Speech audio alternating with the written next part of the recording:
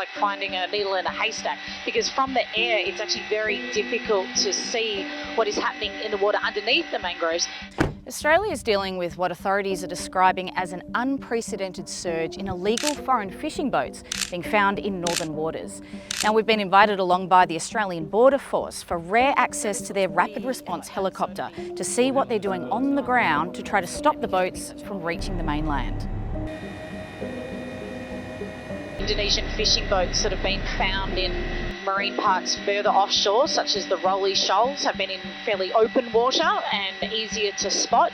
You can see here, looking at these dense creek systems covered in mangroves, that it is, to use a bit of a cliche, I guess like finding a needle in a haystack, because from the air it's actually very difficult to see what is happening in the water underneath the mangroves, especially when some of the fishermen seem to be cutting down vegetation and painting their boats different colours to really try and disguise themselves.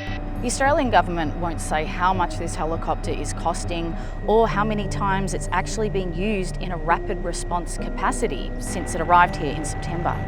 Indonesian crews have been visiting these waters for hundreds of years, prior to British settlement.